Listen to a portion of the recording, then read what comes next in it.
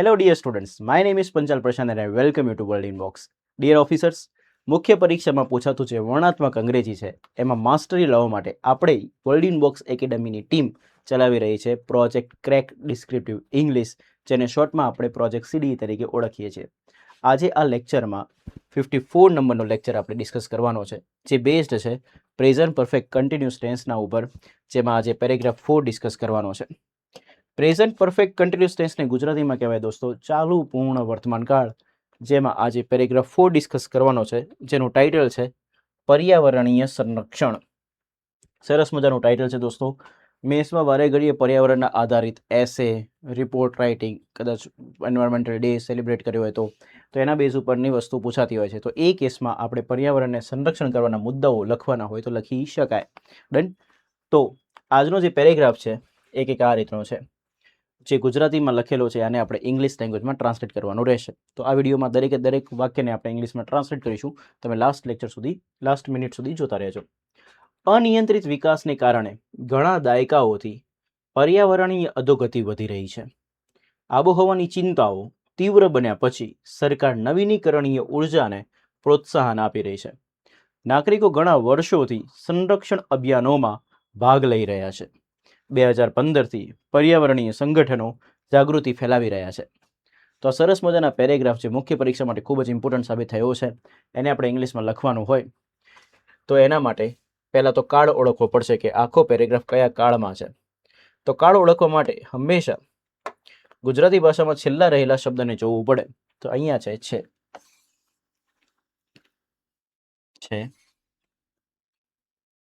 છે અને છે. છું, છે, છો, છીએ, જો આવા શબ્દો તમને વાક્યના અંતમાં દેખાય ને તો સમજી લેવાનું કે એ વાક્ય વર્તમાન કાળમાં હોય. તો બધા જ વાક્ય વર્તમાન કાળમાં છે. હવે ક્રિયા કેવી છે એની વાત કરીએ તો ક્રિયા ચેક કરી લઈએ. વધી રહી છે, આપી રહી છે, લઈ રહ્યા છે, ફેલાવી રહ્યા છે.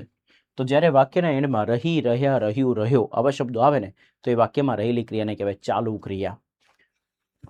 હવે આ ચાલુ ક્રિયાનો જો ચોક્કસ સમય કે સમયગાળો લખવાનો હશે તો એ ચાલુ પૂર્ણકાળમાં લખાશે. અને જો આ ક્રિયાની શરૂઆતનો ચોક્કસ સમય કે સમયગાળો લખવાનો નહીં હોય તો એ વાક્ય ખાલી ચાલુ કાળમાં લખાશે. ડન. તો જોઈએ, અધોગતિ વધી રહી છે. કેટલા સમયથી? તો ઘણા દાયકાઓથી. તો આ ક્રિયાનો સમયગાળો છે. પ્રોત્સાહન આપી રહ્યા છે. ક્યારથી? ચિંતાઓ તીવ્ર બન્યા પછી. તો ક્યારથી થઈ રહી છે પ્રોત્સાહન આપવાની ક્રિયા?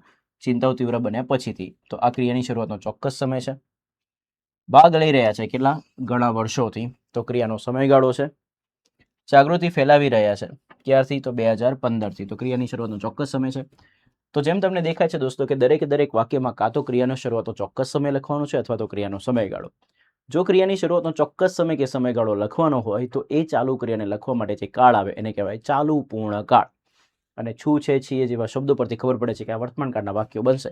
તો આખા કાળનું નામ લખવું હોય તો એને કહેવાય ચાલુ પૂર્ણ વર્તમાન કાળ, જેને ઇંગ્લિશમાં કહેવાય પ્રેઝન્ટ પરફેક્ટ કન્ટિન્યુઅસ ટેન્સ, જેની વાક્ય રચના થાય છે દોસ્તો વર્તમાન કાળ પ્રમાણે હેવનું રૂપ એટલે બનશે હેવ હેઝ, પછી આવશે બીન, પછી આવશે આઈએનજી. તો આખું વાક્ય બનશે શું? Have has been ING. Ready? તો આ મેઇન ક્રિયાપદ આ રીતે લખવામાં આવશે. હવે આ પેરેગ્રાફને ટ્રાન્સલેટ કરતા પહેલા સૌથી પહેલા ટાઇટલને ટ્રાન્સલેટ કરી લઈએ. પર્યાવરણીય સંરક્ષણ. તો સંરક્ષણ જે છે ને મિત્રો એ નામ છે. સંરક્ષણ કેવું? તો પર્યાવરણીય. તો એનું વિશેષણ છે. વિશેષણ અને નામ કેવી રીતે લખાશે? સીધું. તો પર્યાવરણીય શબ્દ જે આવે છે એ પર્યાવરણ પરથી આવે. પર્યાવરણ પરથી શબ્દ બને પર્યાવરણીય. તો જો પર્યાવરણનું ઇંગ્લિશ આવડતું હોય ને તો આપણને પર્યાવરણીય બી આવી જાય. કેવી રીતે? તો પર્યાવરણને કહેવાય એન્વાયરમેન્ટ. ઘણા વિદ્યાર્થી મિત્રોના એન્વાયરમેન્ટના સ્પેલિંગમાં ભૂલ હોય છે, તો આપણે થવી ના જોઈએ. એન્વાયરમેન્ટનો સ્પેલિંગ ENVIRONMENT.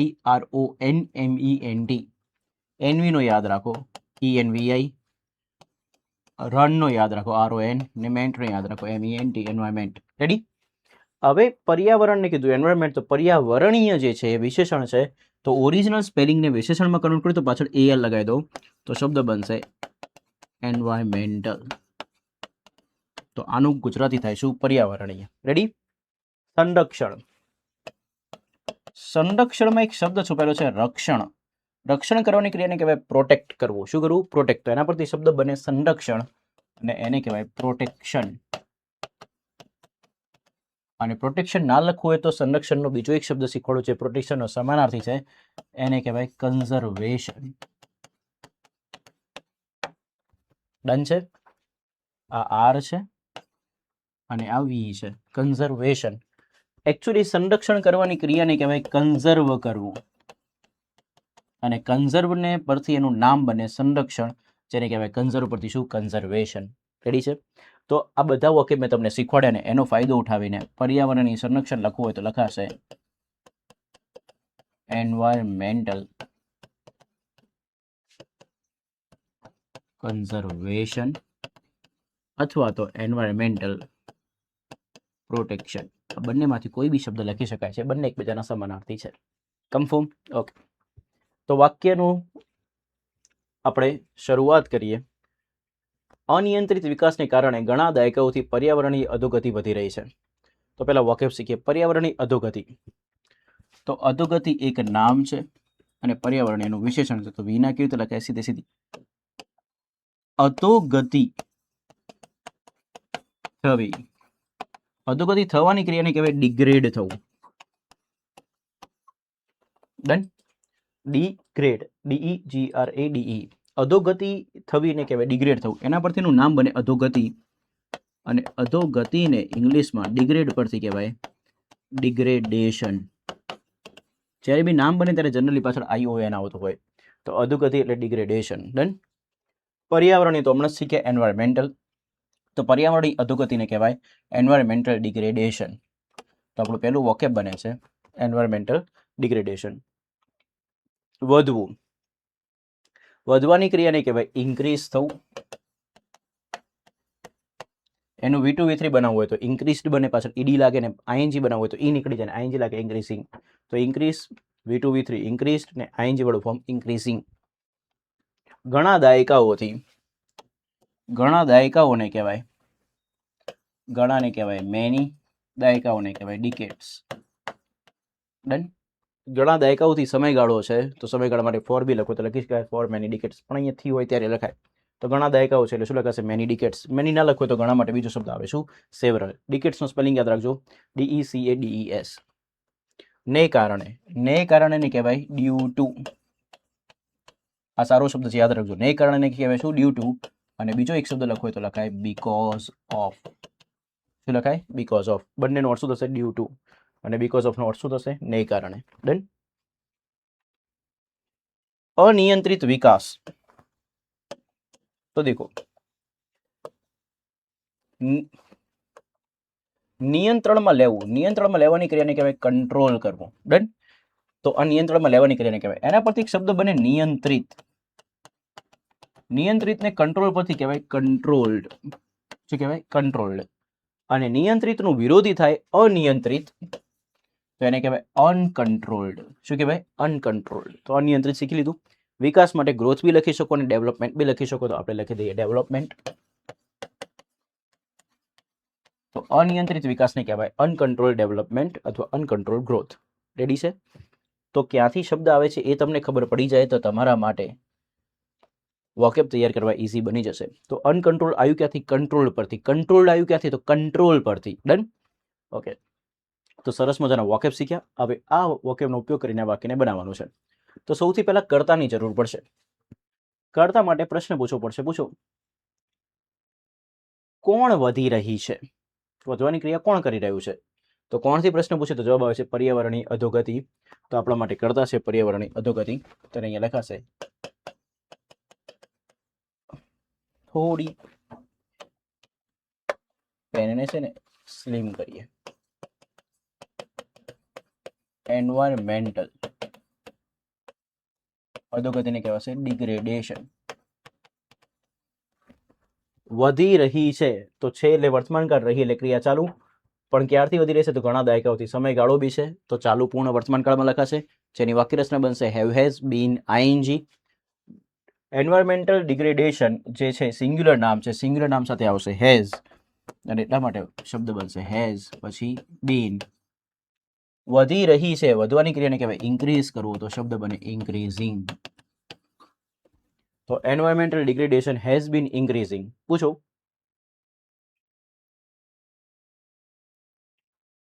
શું વધી રહ્યું છે? તો એનો તો કોઈ જવાબ જ નથી. તો કર્મ આપેલો નથી. તો હવે વધેલા શબ્દોને કહેવાશે અન્ય શબ્દો. તો અન્ય શબ્દો માટે કયા કયા શબ્દો આવશે? તો અનિયંત્રિત વિકાસને કારણે ઘણા દાયકાઓથી. તો અન્ય શબ્દો છે.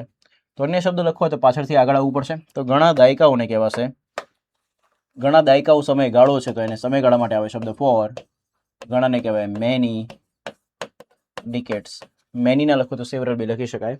તો ફોર મેની ડિકેટ્સ. હવે લખવાનું શું છે? અનિયંત્રિત વિકાસને કારણે. તો ને કારણેનું અંગ્રેજી મેં તમને શીખવાડ્યું. કાં તો ડ્યુ ટુ લખાય કાં તો બીકોઝ ઓફ લખાય. તો આપણે લખી દઈએ ડ્યુ ટુ. રેડી? અનિયંત્રિત વિકાસ ને કારણે. તો ને કારણેનું તો અંગ્રેજી થઈ ગયું ડ્યુ ટુ. તો આ તો રેડી છે. હવે લખવાનું શું રહ્યું? ખાલી અનિયંત્રિત વિકાસ. અનિયંત્રિત વિકાસને કહેવાય અનકન્ટ્રોલ્ડ ડેવલપમેન્ટ. તો શું બને વાક્ય? Environmental degradation has been increasing for many decades due to uncontrolled development. Confirm. ખૂબ સારું વાક્ય છે. મેન્સમાં લખીને આવીએ તો ખૂબ સારી ઇમ્પેક્ટ પડે એવું છે દોસ્તો. અને બાકી બધા સ્ટુડન્ટ્સ કરતાં આપણું રાઇટિંગ વધારે સારું હોય તો ઓબ્વિયસ વાળી વાત છે કે આપણે ડેફિનેટલી જીતી જઈશું. એના માટે પ્રેક્ટિસ કરવી પડશે અને તમે લોકો કરો છો એનો મને પૂરેપૂરી ખાતરી છે. આબોહવાની ચિંતાઓ તીવ્ર બન્યા પછી સરકાર નવીનીકરણીય ઉર્જાને પ્રોત્સાહન આપી રહી છે. ઓકે, તો વાકેફ શીખી લઈએ. પ્રોત્સાહન આપવું. પ્રોત્સાહન આપવાની ક્રિયાને કહેવાય પ્રમોટ કરવું, એનકરેજ કરવું. આવા બધા શબ્દો તમને ખ્યાલ જ હશે. તો અહીંયા પ્રમોટ. પ્રમોટનું V2 V3 ફોર્મ થશે પ્રમોટેડ. પાછળ ઈડી લાગશે અને આઈએનજી ફોર્મ બનશે પ્રમોટિંગ. નવીનીકરણીય ઉર્જા. તો ઉર્જા એક નામ છે. ઉર્જા કેવી? નવીનીકરણીય. ડન. તો જેનું નવીનીકરણ શક્ય છે, નવું કરવું એટલે ન્યૂ. નવીનીકરણ વારે ઘડીએ શક્ય છે તો એને કહેવાય રિન્યુ. અને જે સાથે સાથે નવીનીકરણ થઈ શકે એને કહેવાય રિન્યુએબલ. શું કહેવાય? રિન્યુએબલ. ને ઉર્જાને કહેવાય શું? એનર્જી. ડન. તો રિન્યુએબલ એનર્જી બેઝિકલી આ રિન્યુએબલ શબ્દ છે ને 3 શબ્દોથી બને. રિન્યુએબલ.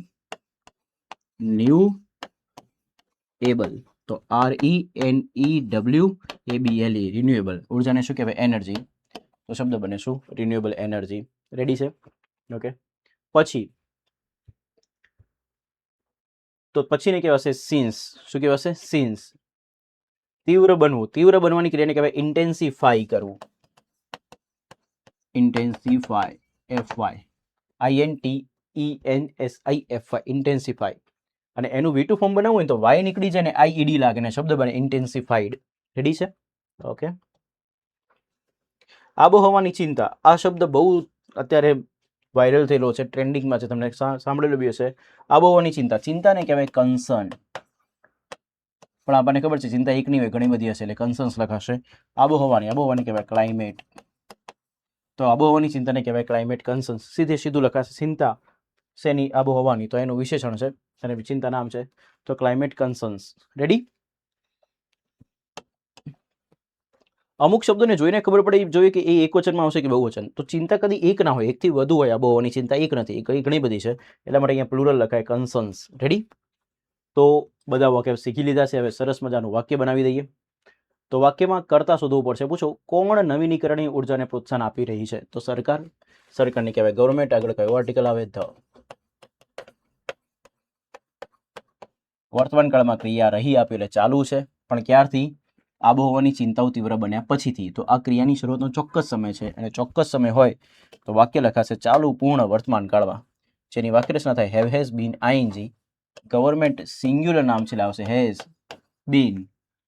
પ્રોત્સાહન આપવાની ક્રિયાને કહેવાય પ્રમોટ કરવું. તો અહીંયા શબ્દ બનશે પ્રમોટિંગ.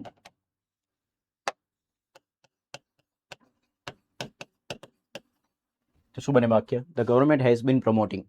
પૂછો કોને પ્રોત્સાહન આપી રહી છે? તો જવાબ મળે છે નવીનીકરણીય ઉર્જાને. શું કે કોનેનો જવાબ મળે એટલે સમજી લેવાનું વાક્યમાં કર્મ આપેલો છે અને કર્મ લખાય ક્યાં? ક્રિયાપદની પછી. તો નવીનીકરણીય ઉર્જાને મેં તમને લખતા શીખવાડ્યું. Renewable energy. કર્તા આવી ગયું, ક્રિયાપદ આવી ગયું, કર્મ આવી ગયો. હવે વધેલા શબ્દોને કહેવાય છે અન્ય શબ્દો. તો અન્ય શબ્દો મારે લખવા હોય તો કયા અન્ય શબ્દો છે? તો આબોહવાની ચિંતાઓ તીવ્ર બન્યા પછી. તો ક્રિયાની શરૂઆતનો ચોક્કસ સમય લખવો હોય તો એના માટે શબ્દ આવે છે ઓફિસર્સ સિન્સ. ડન. તો પછીનું અંગ્રેજી એટલા માટે અહીંયા શું થાય છે? સિન્સ.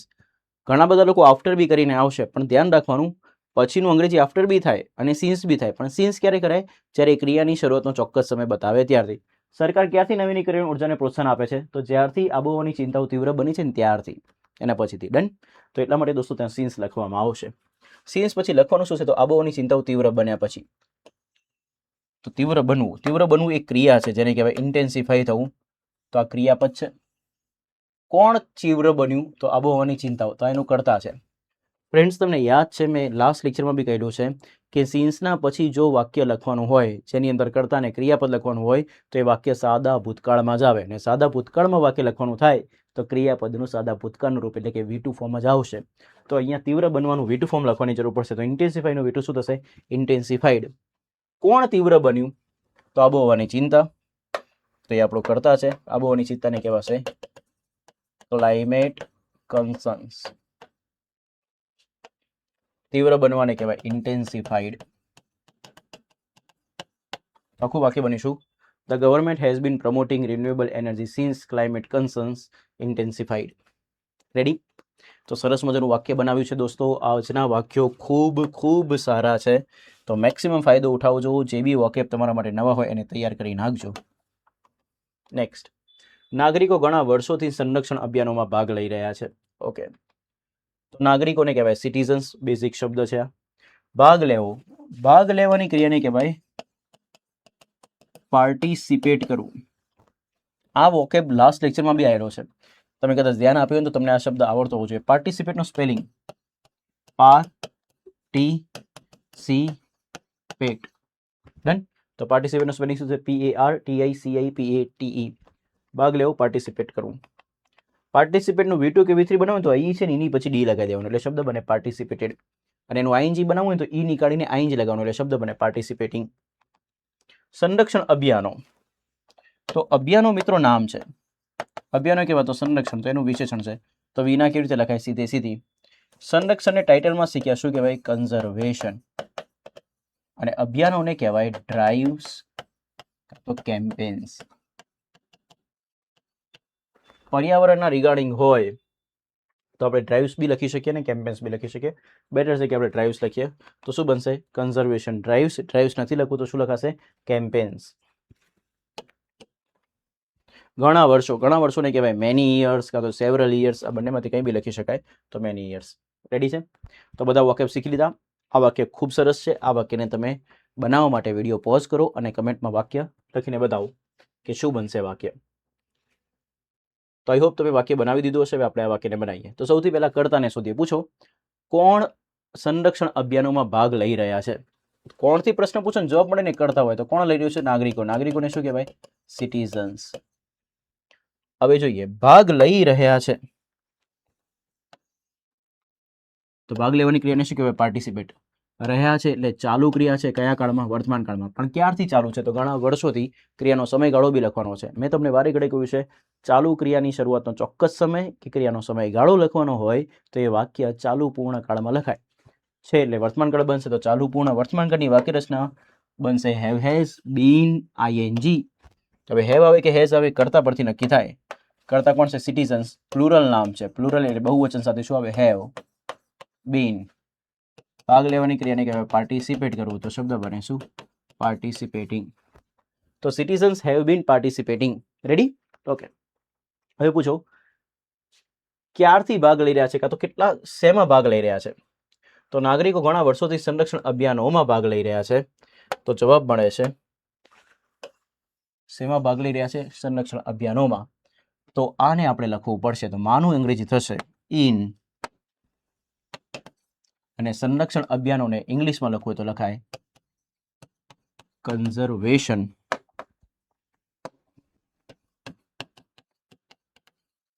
અભિયાનોને કહેવાય ડ્રાઇવ્સ અથવા તો કેમ્પેન્સ. ડન. હવે વધેલા શબ્દોને કહેવાય છે અન્ય શબ્દો. ઘણા વર્ષોથી. તો ઘણા વર્ષોથી ને લખવું હોય તો એ ક્રિયાનો સમયગાળો છે. સમયગાળા માટે શબ્દ આવે ફોર. ઘણા વર્ષોને કહેવાય મેની યર્સ.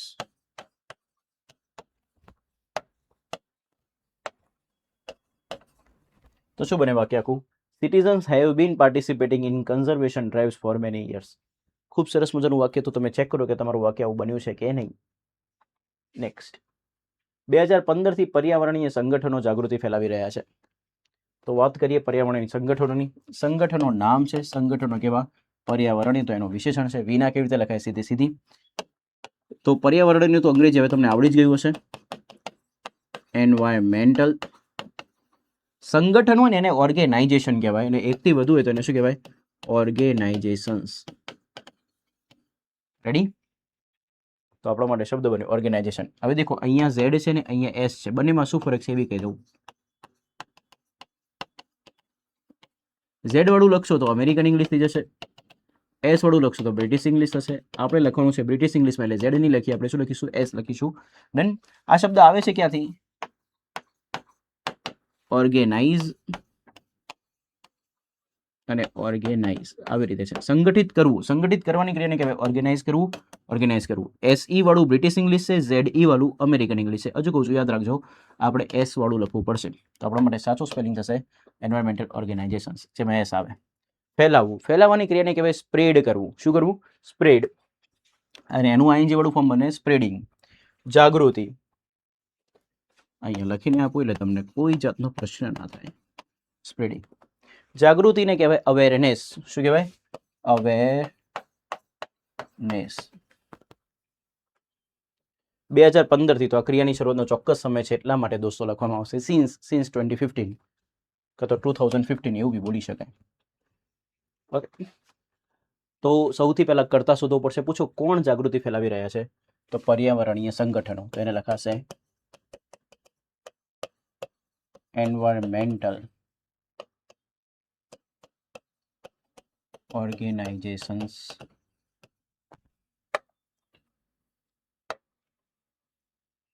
ફેલાવી રહ્યા છે, વર્તમાન કાળમાં ચાલુ ક્રિયા છે, અને ક્યારથી ફેલાવી રહ્યા છે? 2015 થી. તો ચોક્કસ સમય બી આપેલો છે, એટલે ચાલુ પૂર્ણ વર્તમાન કાળ એટલે હેવ હેઝ બીન આઈએનજી આવશે.